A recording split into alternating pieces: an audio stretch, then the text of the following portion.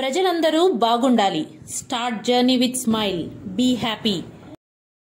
వెంకటగిరి పట్టణంలోని విశ్వోదయ జూనియర్ కళాశాలలోని విద్యార్థులకు టెస్ట్ పుస్తకాలతో పాటు నోట్ పుస్తకాలను వెంకటగిరి నియోజకవర్గ ఎమ్మెల్యే కురుగొండ్ల రామకృష్ణ పంపిణీ చేశారు. వెంకటగిరి విశ్వోదయ జూనియర్ కళాశాలలో అవసరమైన మౌలిక వసతులను ఏర్పాటు చేయాలని విశ్వోదయ ఇన్ఛార్జ్ ప్రిన్సిపల్ రవీంద్రబాబు వెంకటగిరి నియోజకవర్గ ఎమ్మెల్యే కురుగొండ్ల రామకృష్ణకు విన్నతించారు. వెంకటగిరి నియోజకవర్గ ఎమ్మెల్యే కురుగొండ్ల రామకృష్ణ స్పందించి విశ్వోదయ జూనియర్ కళాశాలలో అవసరమైన మౌలిక వసతులను ఏర్పాటు చేస్తానని విద్యార్థులకు హామీ ఇచ్చారు. విద్యతోనే విద్యార్థులకు బంగారు భవిష్యత్తు ఉంటుందన్నారు. కళాశాలకు వచ్చిన ఎమ్మెల్యే కురుగొండ్ల రామకృష్ణను ఇన్ఛార్జ్ ప్రిన్సిపాల్ రవీంద్రబాబు శాల్వా కప్పి సన్మానించారు. ఈ కార్యక్రమంలో మాజీ ఏఎంసీ చైర్మన్ పులికల రాజేశ్వరరావు, అధ్యాపకులు శేషు, విద్యార్థులు తదితరులు ఉన్నారు.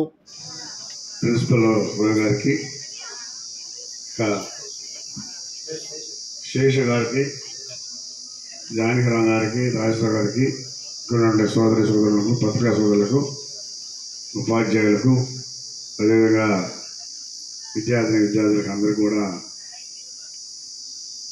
నా ఆశలు తెలియజేస్తూ, రవి గారు ఏదో ఒకటి చెప్తూనే ఉంటాడు స్కూల్స్ గురించి. ఈ కాలేజీ గ్రౌండ్ కూడా ఎప్పుడో అన్యాక్రాంతం అయిపోయింది, అమ్మేసేవాడు మొత్తం. ఇక్కడికి వచ్చేదానికి దారి కూడా ఉండేది కాదు, దాన్ని కూడా అడ్డుకొని ఆపాం. అయినా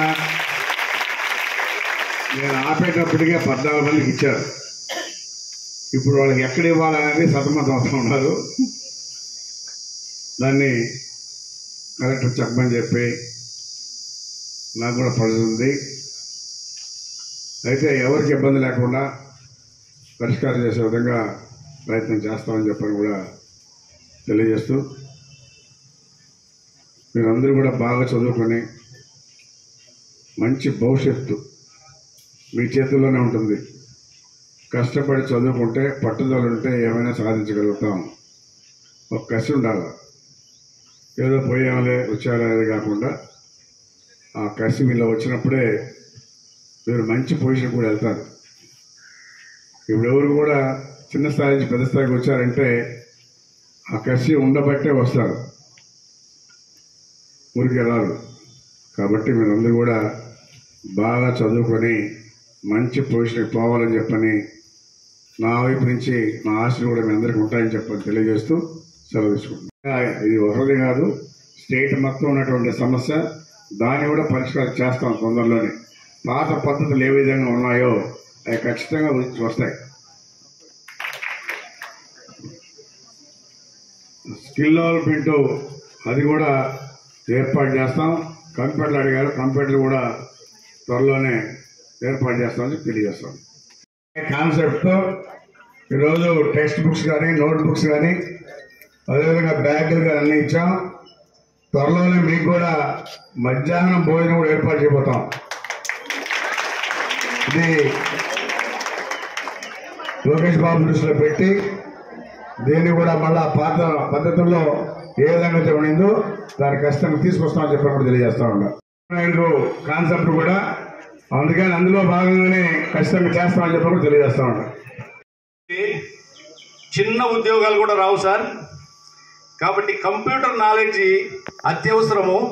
మా కాలేజీలో ఒక కంప్యూటర్ సెంటర్ని స్కిల్ డెవలప్మెంట్ కింద ఏర్పాటు చేయించి విద్యార్థులకి తోడ్పడేటట్టుగా చేస్తే ఇంటర్మీడియట్తో పాటు కంప్యూటర్ నాలెడ్జ్ పొందినారంటే ఎక్కడో ఒక దగ్గర ఉద్యోగాలు సంపాదించుకునేదానికి అవకాశం ఉంటుంది. సో మా తరఫున, మా కాలేజీ తరఫున ఒక రిప్రజెంటేషన్ మీకు అందిస్తున్నాం సార్. చాలా ఇష్టం. దానికి ఒక చిన్న ఎగ్జాంపుల్ చెప్తాను చూడండి.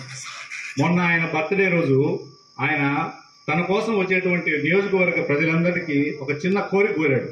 మీరు పూలు, షాళ్ళు వీటి మీద డబ్బులు ఖర్చు పెట్టి దానివల్ల వేస్ట్ చేయడం ఎందుకు? మీరు నన్ను కలవడానికి వచ్చినప్పుడు చిన్నపిల్లలు చదువుకునేటువంటి విద్యార్థులకి విద్యా సామగ్రిని అందించండి, అది విద్యార్థులకు ఎంతో ఉపయోగపడుతుందని చాలా గొప్ప మాట చెప్పారు సార్. అదేవిధంగా ఆ మాటని గౌరవించి మన అధ్యాపకులు కూడా కొంతమంది వెళ్ళి కలవడానికి వెళ్ళినప్పుడు పలకలు, పెన్స్ అలాంటివి ఇచ్చారు. సో ఇప్పుడు నేను కూడా ఆయన మాటని గౌరవించి ఎక్కాల పుస్తకాలు ఇస్తున్నాను సార్. అది మీరు ఏ స్కూల్కి వెళ్ళినా పిల్లలకి ఇవ్వడానికి ఒక 50 మందికి ఇస్తున్నాను సార్.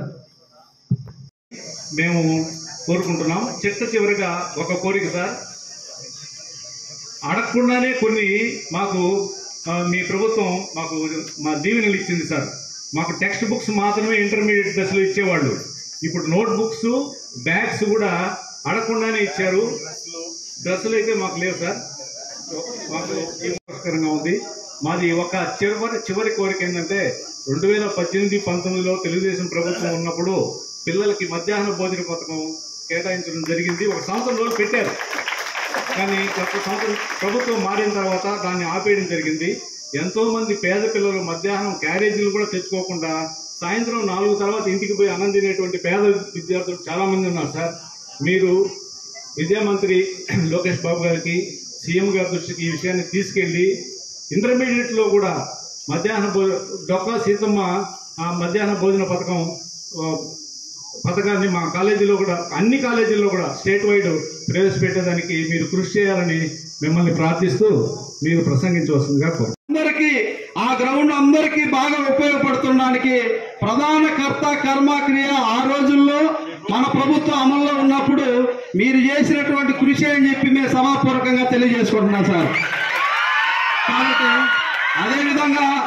అదేవిధంగా మీరు కింద నుంచి అంటే ఏ విధంగా కష్టపడి పైకి వచ్చారన్న సంగతికి మొట్టమొదటి ఉదాహరణ మీరే అని చెప్పి నేను మనసారా తెలియజేసుకుంటున్నా.